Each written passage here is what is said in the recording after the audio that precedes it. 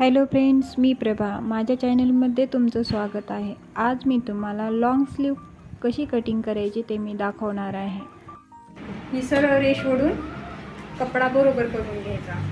आता ही फुल्ड बाजू आहे. आपल्याला 9 इंच छातीचं माप आहे आणि त्याची आपल्याला स्लीव कट करायची.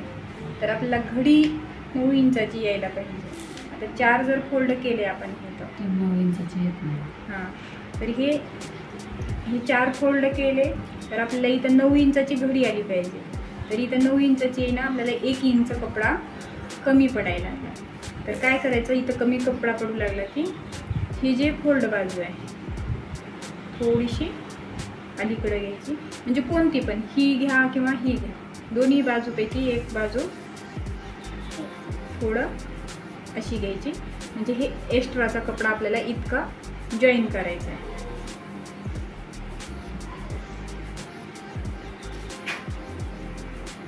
आता बघायचं मोजून इथून आपल्याला 9 इंच होते का. आता हे बरोबर आपल्या 9 इंचाची घडी झाली. आता आपल्या ब्लाऊजचं माप स्लीवचं आहे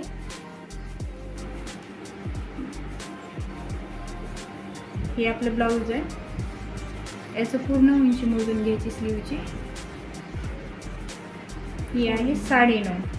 तर आपल्याला खाली अर्धा इंच आणि वर अर्धा इंच सिलाई मार्जिन पाहिजे. म्हणजे ही स्लीव कितीची होती, 10.5ची. तर 10.5च्या उंची इथं टाकायची फोल्ड बाजूकडून.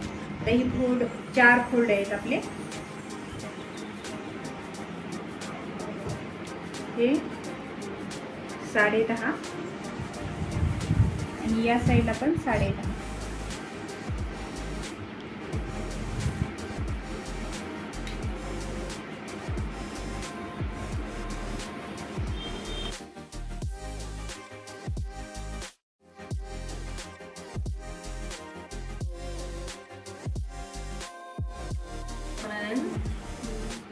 आता हे जे पॉइंट आहे तिथून आपण छोट्या बहीला 2.5 इंचाचा डाऊन केलं होतं. तर आता आपल्याला लॉंग स्लीव आहे त्याच्यामुळं 3.5 इंचाचं डाऊन करायचं. या पॉईंटपासून 3.5 इंच खाली घेतलं. जिथं आपण 2.5 इंच खाली घेत होता ना, त्या ठिकाणी आपण आता 3.5 इंच खाली घेतलेलं. आता या पॉईंटपासून आपल्याला 1.5 इंच आत घ्यायचं आहे. आता ही तिरकी रेष म्हणजे सेम ते छोट्या बहीला जसं आपण हे केलं होतं सेमच राहणार बाकी.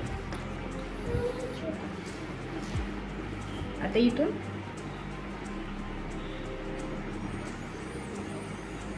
याचं निम्म केलं. आता जिथं हे निम्म आलेलं तिथे ठेवून पुन्हा याचं निम्म केलं.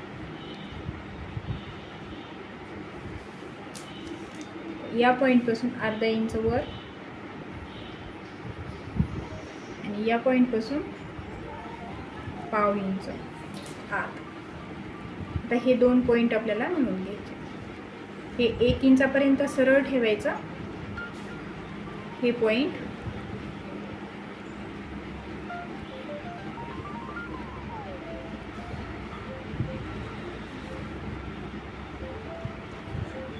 हे वरचा आकार झाला. आता हा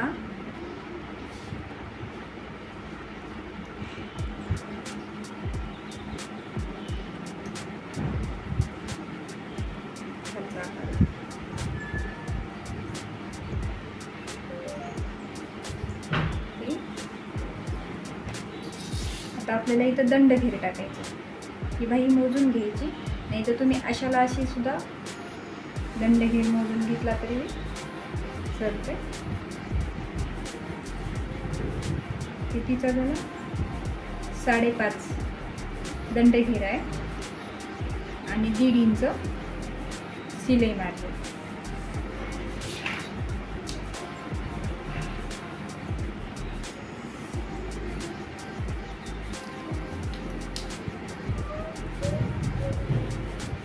हे फिटिंगची शिलाई ही आपली पूर्ण झाली.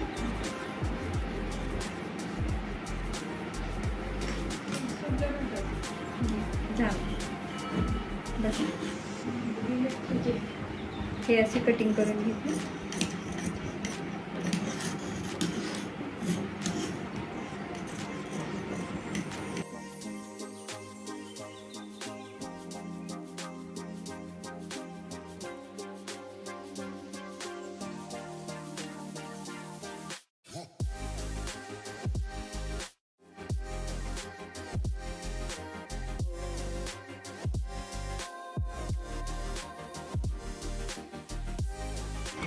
हे कपडा घ्यायचा, इथं ठेवायचा असा आणि हे कटिंग करून घ्यायचं.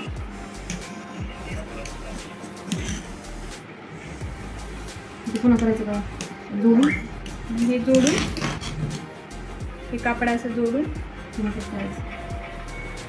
पुन्हा हा आकार ठेवून घ्यायचा.